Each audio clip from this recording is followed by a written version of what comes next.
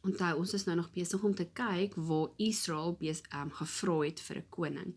Ons het in die vorige lesie gesien dat al die konings wat dan nou geregeer het, in die Bybelse tyd, eers was dit Saul gewees, wat ons nog nou nie by uitgekom het nie, ons is nou nog eens besig met die storie van Samuel, na Saul is dit Dawid, dan is dit Salomo, en toe split die volk in twee, die noordelike gedeelte wat Israel is, en die suidelike gedeelte wat Juda is. Soos ek gesê het, ons is dan nou besig om te kyk na 1 Samuel, die storie van Samuel en die storie van Saul. Ons het laaste gekyk wat se roete die verbondsark gedoen het, al die pad van Silo af, toe word hy gesteel deur die Filistyne, en die Filistyne is toe getref met 'n plaag, en hulle het dit toe teruggestuur, so die verbondsark staan nou in Kirjat Jearim. Okay, so kom ons gaan aan met die storie. Die volk kom toe by mekaar by Mispa en roep tot God om hulle te verlos uit die hand van die Filistyne. Samuel het aan hulle gesê, as julle met julle hele hart julle tot die Here bekeer, verwyder dan die vreemde gode en die astartes onder julle uit en rig julle hart op die Here en dien hom alleen, dan sal hy julle red uit die hand van die Filistyne. Vers 4 sien ons dat die volk het gedoen soos Samuel vir hulle gesê het. Maar die Filistyne sien toe dat die volk is by mekaar by Mispa en hulle besluit toe om aan te val. Nou onthou julle die vorige storie in hoofstuk 4, het 34.000 Israeliete gesterf, alhoewel het nou eintlik 20 jaar later is. Samuel bid toe tot God en bring 'n brandoffer aan God.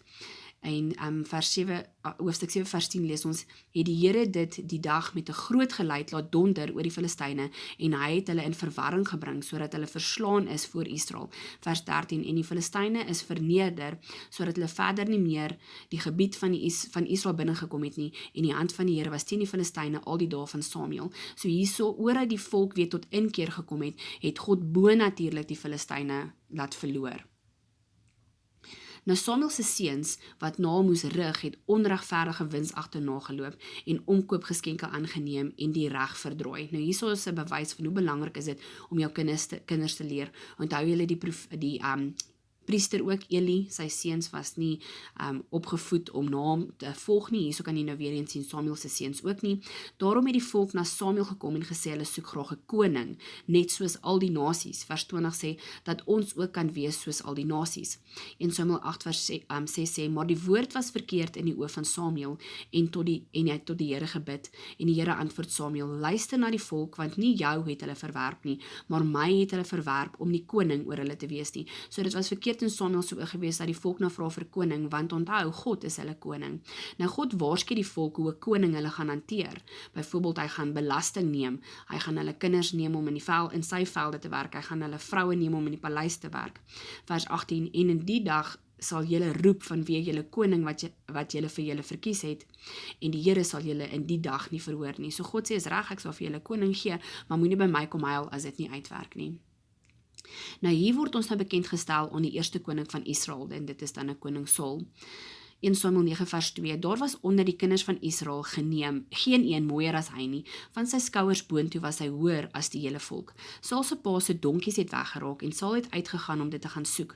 Hulle het nie reggekom nie, en sy dienaar het voorgestel, hulle gaan vra hulp by Samuel, want in die Bybelse tyd het hy bekend gestaan as die siener. Die dag voor die tyd het God aan Samuel gesê, dat die koning van Israel gaan môre na hom toe kom oor verlore donkies. So Samuel weet dat iemand gaan nou na hom toe kom, en vir hom kom vra of hy enigstens weet waar sy pa se donkies is. By ontmoeting van Saul het Samuel vir hom gesê, hy moet saam met hom kom eet, en dat sy pa se donkies wat nou vir 3 dae weg is al reeds gevind. Nou die volgende dag, 1 Samuel 10 vers 1, en Samuel het die kruik met olie geneem en dit op sy hoof, dis nou Saul, uitgegiet en hom gesoen en gesê, het die Here jou nie gesalf as vors oor sy erfdeel nie.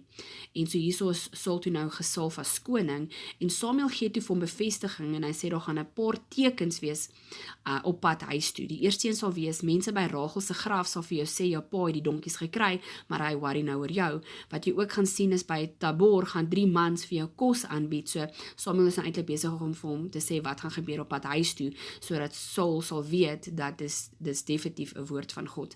Derdens, daarna sal jy by Gibea kom en saam met 'n groep profete begin profeteer. Vers 6 sien jy, en die gees van die Here sal oor jou vaardig word, sodat jy saam met hulle sal profeteer en 'n ander mens verander word. En dit het toe nou gebeur op pad huis toe.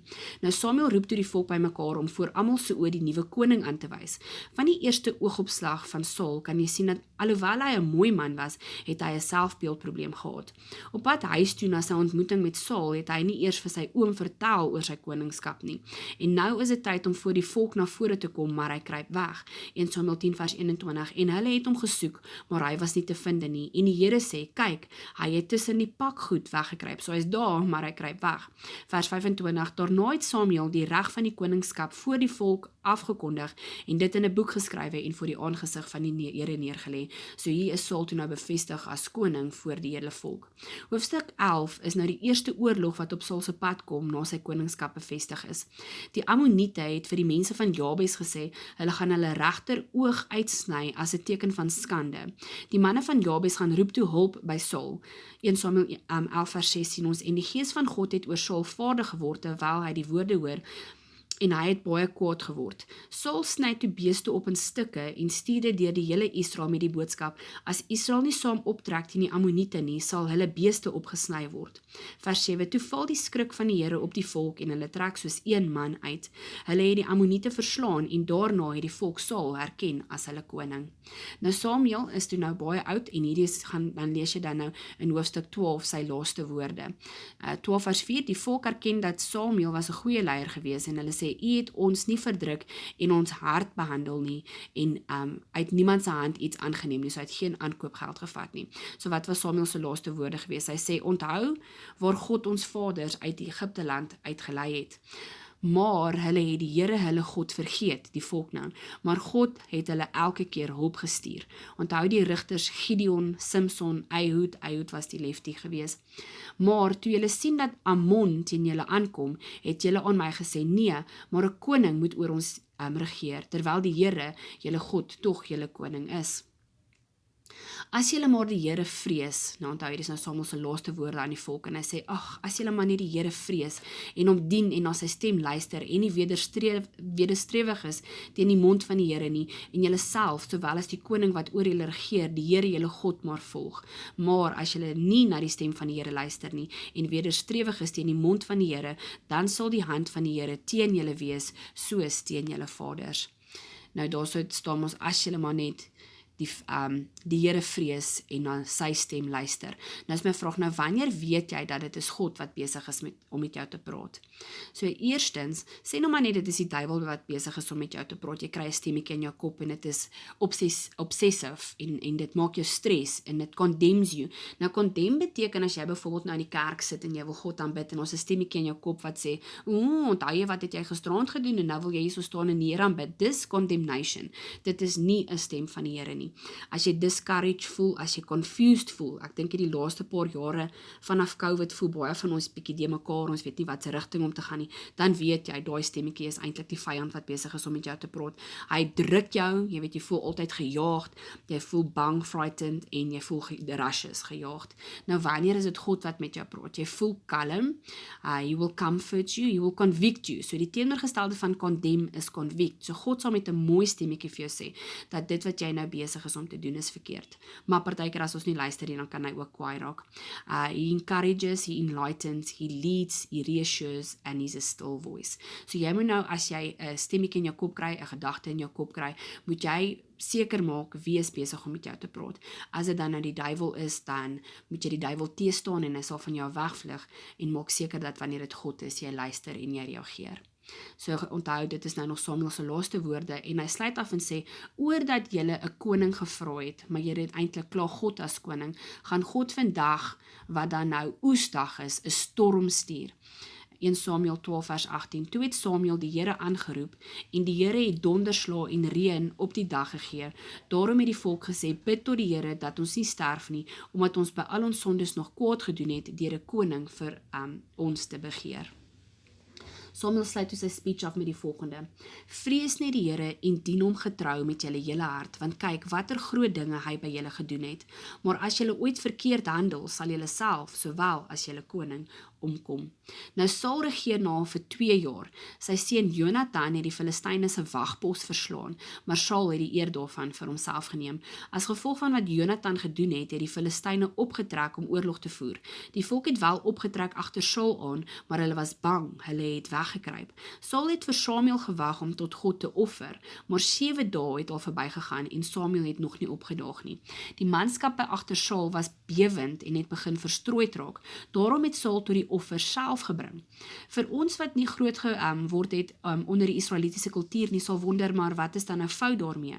Onthou, God het al in Levitikus vir die volk gesê, net Leviete mag offers bring. Saul is uit die stam van Benjamin. Hy was dalk bang dat as hy nie vinnig plan maak nie, gaan al die manskappe hom verlaat. Onthou, God toets partykeer ons geduld. Want op so 'n manier toets hy jou om te kyk of jy op hom sal vertrou, of val die wêreld om jou in mekaar. Nou, ons het nou al gesien dat Saul was 'n persoon met 'n swak selfbeeld. Onthou, daar is niks fout as jy 'n swak selfbeeld het nie. God kan jou nog steeds gebruik en jou genees. Kyk, God het self vir Saul gekies as koning. God sien ons soos wat ons kan wees, nie soos wat ons nou is nie. Toe Samuel opdaag en sien wat Saul gedoen het, onthou hy het nou net geoffer en dit is nie sy werk nie, toe sê Samuel vir hom, 1 Samuel 13 vers 13, jy het dwaas gehandel, jy het die gebod van die Here jou God, wat hy jou beveel het, nie gehou nie, want anders sou die Here jou koningskap oor Israel vergoed bevestig het. Want onthou, een van die wette sê ook dat die koning moet elke dag God se verbond lees. So Saul het geen verskoning nie. Hy lees elke dag God se woord en hy moet weet dat Benjamin mag nie 'n offer bring nie, net 'n Leviet mag. Vers 14, maar nou sal jou koningskap nie bestaan nie. So Samuel sê toe vir hom dat die fout wat jy nou gemaak het, gaan maak dat jy nie koning oor Israel gaan wees nie. Nou Saul se seun Jonathan het toe weer 'n Filistynse wagpos in sy oog om te verslaan. In 1 Samuel 14 vers 6 sê hy, kom ons gaan oor na die wagpos van daardie onbesnedenis. Miskien sal die Here vir ons optree, want by die Here is daar geen verhindering om deur baie of deur min te verlos nie. So jy kan sien dat Jonathan sy seun het op God vertrou. Jonathan sê toe aan sy wapendraer, as die Filistyne by die wagpos vir ons sê, kom op, dan weet hulle dat God gaan die wagpos in hulle hande gee. En dit het toe so gebeur, en hulle twee het toe 20 Filistyne verslaan. 14 vers 15 sien ons, toe kom daar 'n skrik in die laar. Die land het gebewe, daar was chaos onder die Filistyne. Saul sien toe iets is fout, en hy tel gou sy manne en sien dat Jonathan is nie met hulle nie. 14 vers 20 sien ons Saul en al die manskappe wat by hom was, is toe saamgeroep en hulle het by die geveg aangekom en kyk, die swaard van die een was teen die ander. Die vyand was besig om mekaar uit te haal en dit was 'n baie groot verwarring. So hierso kan jy weer eens sien dat 'n persoon, dit is dan nou Jonathan, Saul se seun, het op God vertrou en God het bonatuurlik gehelp dat die Filistyne verslaan was. Nou Saul sien die geleentheid om finaal 'n einde te maak aan hierdie oorlog, wat nou uitgerek word vanaf hoofstuk 13. En hy sê, vervloek is die man wat iets eet tot vanaand toe, sodat ek my op my vyand kan wreek. So hy sê eintlik aan sy manskappe, niemand mag iets eet totdat die oorlog gewen is nie. Nou Jonathan was nie bewus van hierdie uitspraak nie, want onthou, hy was eintlik besig om die wagpos te verslaan, en hy het heuning geëet op die oorlogveld. Vers 29 sien jy, en Jonathan sê, toe hy nou gehoor het wat sy pa gesê het, eers na die tyd, my vader stort die land in die ongeluk. Kyk tog hoe helder my oë nou is, omdat ek hierdie bietjie heuning geproe het. So wat hy eintlik hierso probeer sê is, dit is 'n baie snaakse versoek van sy pa, want kyk hoe sterk het hy geword, nadat hy net bietjie heuning geëet het, en toe kon hy weer verder geveg het, en nou mag die army niks eet nie, so hulle gaan swak bly. Nou jy gaan sien, na die oorwinning, het die manskappe sommer diere geslag en dit rou geëet, met bloed en al. Saul wou die Filistyne nog verder verjaag het, maar die priester stel voor, hy hoor net eers by God. Vers 37, maar hy het om die dag nie geantwoord nie, so God bly toe stil. Saul dink toe dat iemand het sy uitspraak oor die kos nie nagekom nie, daarom wil God nie hulle antwoord nie. Hy dink nie eendag dat die uitspraak wat hy gemaak het was so belaglik nie, en as gevolg daarvan het sy manne soos wilde diere hulle vee rou verslind.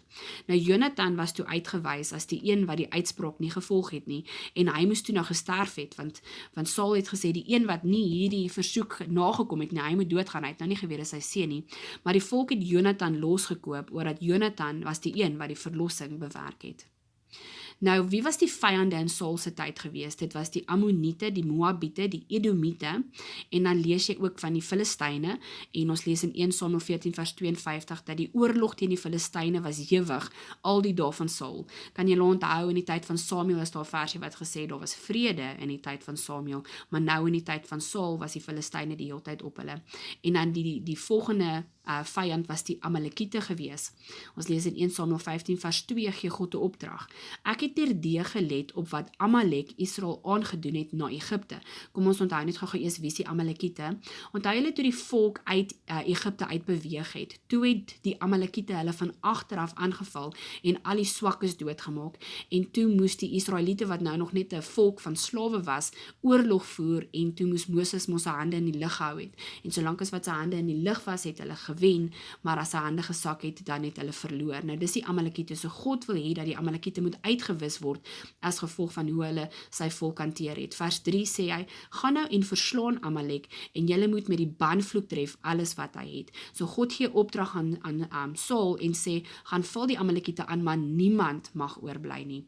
En vers 9, maar Saul en die manskappe het Agag, dis nou die koning, gespaar en die beste van die kleinvee en die beeste het hy gespaar. Onthou, hulle mag nie, banvloek beteken, maak alles dood, so hierso sal weer eens nie besig om te doen wat God sê nie. Nou wat baie interessant is, julle sal verder in die Bybel lees, dat Haman in die boek van Ester, nou ons gaan later die boek van Ester doen, nou wat gebeur het, is die volk was uit die land uitgehaal, in die storie van Ester, en dan wou Haman die hele volk doodgemaak het. Nou hy was 'n afstammeling van Agag gewees. So hierso kan jy dalk ook sien, dat God weet wat in die toekoms gaan gebeur.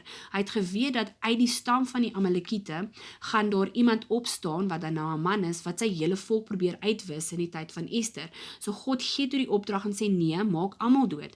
En Saul het toe die koning se lewe gespaar. So hier moes hy toe dan nou iewerste weer 'n kind verwerk het in hierdie kort tydjie. Vers 11, daarom sê God, oor dat Saul nie geluister het nie, ek het berou gekry dat ek Saul koning gemaak het, want hy het van my afvallig geword en my woorde nie uitgevoer nie. Nou toe Samuel dit toe nou hoor, vra hy vir Saul, hy spot hom eintlik en sê, wat vir 'n geblaar van kleinvee is dit? So wat hy eintlik vir hom sê is, hoorie so, hoekom hoor ek diere? Is jy nie veronderstel om die diere dood te maak nie? Saul kry toe vinnige antwoord en hy sê dat hulle dit gehou om aan God 'n offer te bring. 1 Samuel 15 vers 17, Samuel praat nou toe baie ernstig met Saul en hy sê, jy was klein in jou eie oë. God het jou koning gemaak, julle onthou julle toe hom as koning gesalf het, het hy weggekruip, maar die opdrag rakende die Amalekiete het jy nie uitgevoer nie. Jy het wel gesê dit gaan gebruik word as offer aan God, maar vers 22 sê hy, om gehoorsaam te wees is beter as slagoffers, om te luister is beter as die vet van ramme. Wederstrewigheid is 'n sonde van waarsêery en eie sinnigheid is afgoderry. Omdat jy die woord van die Here verwerp het, het hy jou as koning verwerp. Vers 27, Saul gryp toe Samuel se mantel, maar dit skeur toe.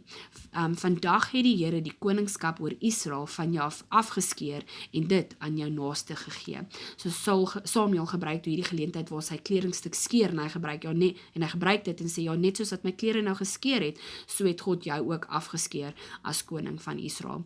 Samuel het toe self die koning van Amalek in stukke gaan kap voor die aangesig van die Here.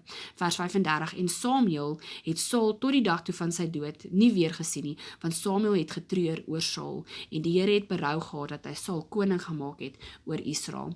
Nou ons het God se genade ontvang, en wanneer ons verkeerd doen, dan kan ons altyd na God toe gaan en verskoning vra vir ons sondes. Maar net soos God aan Saul gesê het, sê hy aan ons ook, om gehoorsaam te wees is beter as om verskoning te vra. Ja, ons gaan nog val vir die sondes en vir ons vlees gedurende ons geestelike journey, maar moet nie sonde as prys doen, oordat jy voel, jy gaan net later jammer daarvoor sê nie. 1 Samuel 16 vers 1, daarna sê die Here aan Samuel, onthou nou Saul is nou afgeskryf in God se oë as koning, so God gee nou opdrag aan Samuel, hoe lank sal jy treur oor Saul, terwyl ek hom verwerp het, om koning te wees oor Israel, vul jou horing met olie en gaan heen, ek stuur jou na Isai, want ek het onder sy seuns vir my 'n koning uitgesoek. Samuel vra vir God, hoe gaan hy dit regkry, want as Saul hoor dat hy is eintlik op pad om 'n ander koning te salf, die koning gaan nie daarvan hou nie, en God sê vir hom, vat 'n koei en sê jy gaan offer, en nooi Isai en sy seuns na die offermaaltyd toe. So dis nie dat hy besig is om te jok nie, hy gaan toe na ek dink na die tempel toe, en dan hy wil 'n offer aan God bring, en dan mag jy gewoonlik onthou jy hange wat se offer dit is, dan eet jy dit saam met jou familie en vriende. Nou Samuel sien toe die eerste seun van Esai, en Samuel dink hierdie is definitief die koning, en God sê toe vir hom in 1 Samuel 16 vers 7, want nie wat die mens sien nie, sien God nie, want die mens sien aan wat voor oë is, maar die Here sien die hart aan. So eintlik die eerste seun wat voor Samuel kom staan het, is toe 'n mooi, groot, sterk persoon, wat ons as mens sal dink, ja, hierdie sal 'n goeie koning wees, en God sê, ek kyk nie na die uiterlike nie, ek kyk na die hart. En toe geen een van die 7 seuns wat daar was, het God toe gekies nie. Samuel het toe so in die ry afgegaan, en God het elke keer gesê, nee, dis nie hy nie. So in vers 11 sien ons dat vra Samuel toe vir Esai, is hierdie al jou seuns? En Esai antwoord, die kleinste is nog oor, en kyk, hy pas skape op. Hulle gaan roep toe vir Dawid. Nou, hier is eintlik hartseer om te dink dat hy kry opdrag van die profeet om te sê, bring al jou seuns, en die pa het dit nie eens belangrik geag om Dawid saam te nooi nie. So hulle gaan roep toe vir Dawid, en God sê, staan op, salf hom, want dit is hy. Vers 13, Samuel neem toe die horing met die olie, en salf hom te midde van sy broers, en die gees van die Here het van daardie dag af, en verder oor Dawid vaardig geword. Nou Dawid se eie pa het nie eers vertroue in hom gehad nie. Hy het hom nie eers genooi na Samuel se ete toe Samuel versoek het dat al die seuns moet kom nie. Dan kan 'n mens die volgende psalm verstaan, Psalm 27 vers 10, want my vader en my moeder het my verlaat, maar die Here sal my aanneem. Somtyds voel ons nie deel van 'n familie nie as gevolg van omstandighede, of dalk as gevolg van verkeerde besluite, maar onthou, God wil jou deel hê van sy familie. Hy sien jou raak, hy sien jou pyn, hy wil jou troos, word deel van sy familie, en ontvang God se seëninge wat daarmee saamgaan. Psalm 68 vers 6, 'n vader, hier is dan nou God, 'n vader van die wese en 'n regter van die wie die wees, is God in sy heilige woning. God laat die eensaames woon in 'n huisgesin. Hy lei die gevangenes uit in voorspoed. Soos 'n vader hom ontferm oor die kinders, so ontferm die Here hom oor die wat hom vrees. Nou Dawid het groot geword in die veld, groot geword tussen God se natuur.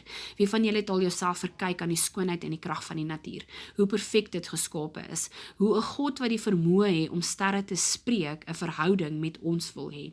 Psalm 8 vers 4. As ek u hemele aanskou, die werke van u vingers, die maan en die sterre wat u toeberei het. Wat is die mens dat u aan hom dink, en die mensekind dat u hom besoek? U het hom weinig minder gemaak as 'n goddelike wese, en hom met eer en heerlikheid bekroon. The heavens declares the glory of God, and the sky above proclaims his handiwork. Onthou, Dawid was 'n skaapwagter gewees, hy was permanent buite gewees.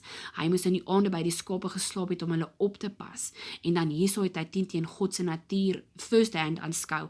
Hy het God se sterre in die aande gesien, en dit het hom maak wonder dat, hoe kan so groot God, wat al die goed geskape het, 'n verhouding met my wil hê?